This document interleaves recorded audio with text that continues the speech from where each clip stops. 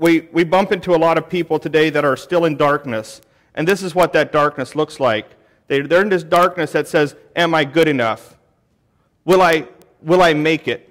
Will I be okay? They sit in a darkness that says, I'll never be good enough to be a Christian. That's one of the big darknesses that we bump into with First Nations people.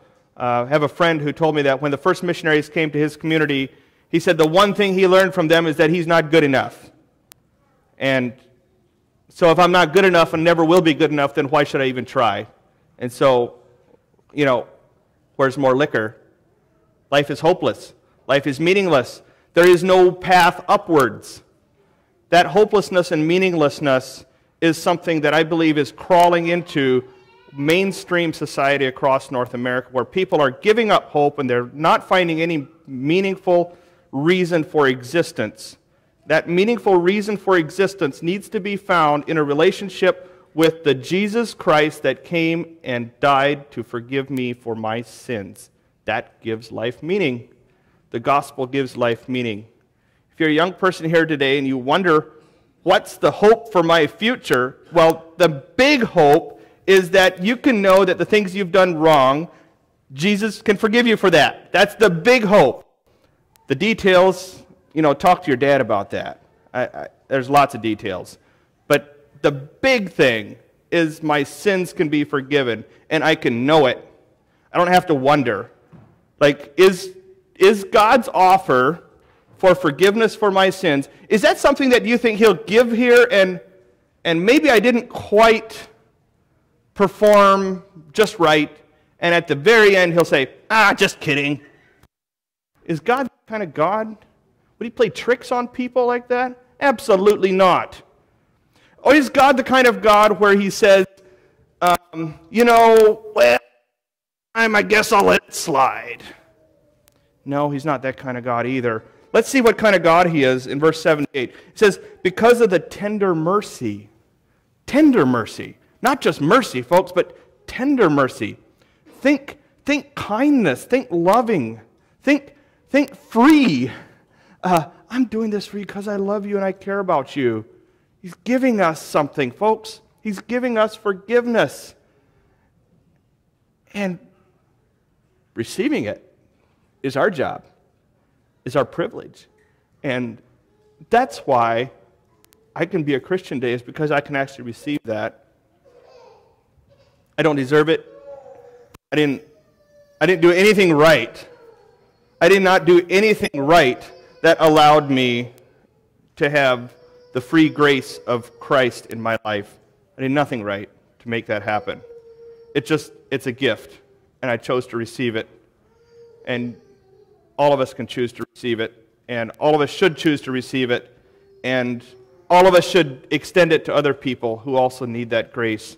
And we should pass it on, this gift that keeps on giving, keeps giving to others.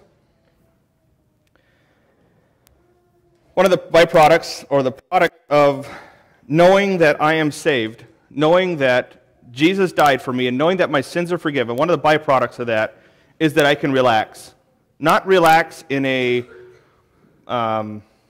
careless kind of way, but I can relax.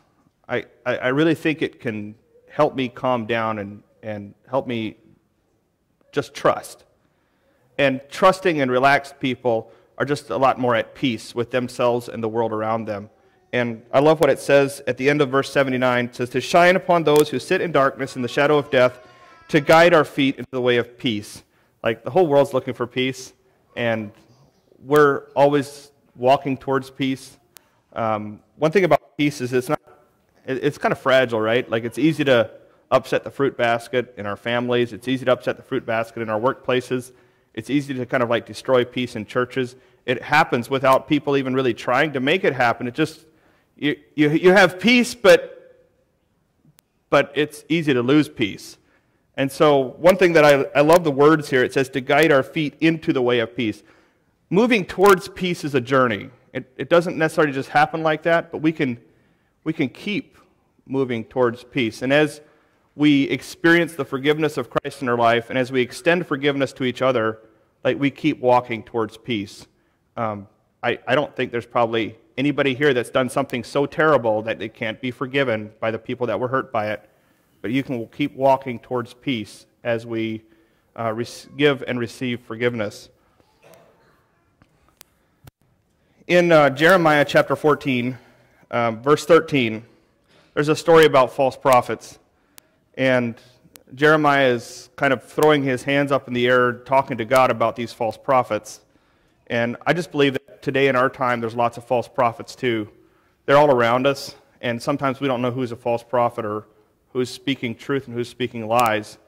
The issue that's addressed in Jeremiah chapter 14, verse 13, I'll just read the verses. It says, "But I, Lord God, I said, look, the prophets are telling them, you will not see the sword, nor will you have famine, but I will give you lasting peace in this place. Then the Lord said to me, the prophets are prophesying falsehood in my name.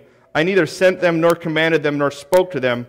They are prophesying to you a false vision, divination, futility, and the deception of their own minds." A bit of an insight into what makes false prophets tick there. They want to do their own thing, and they want to promote their own self-concocted message for one reason or another.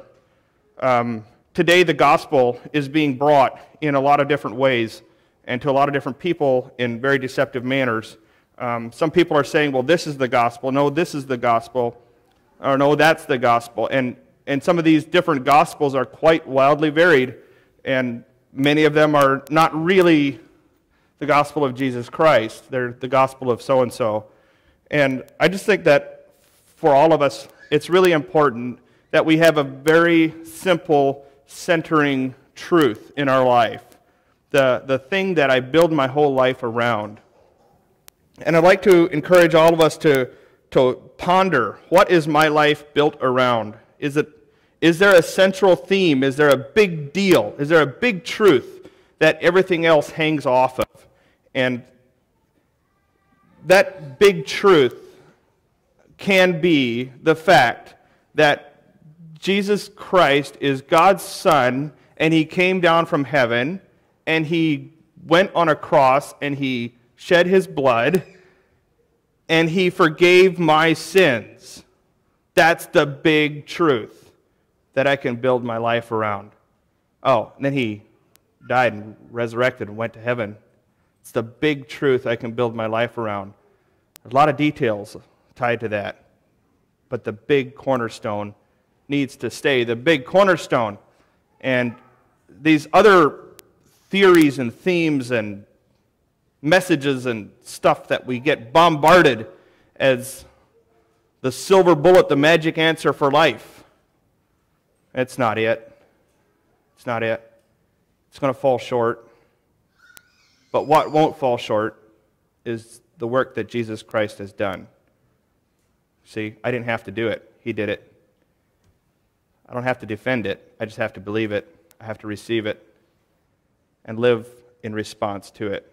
And that's what I'd like to leave with you this morning. Thank you for your time, your attention, your interest in us personally in our work in Northern Youth programs. More importantly than that, just remember Jesus and what He's done for you, and that will change everything. Should we stand for a word of prayer? Why don't we do that?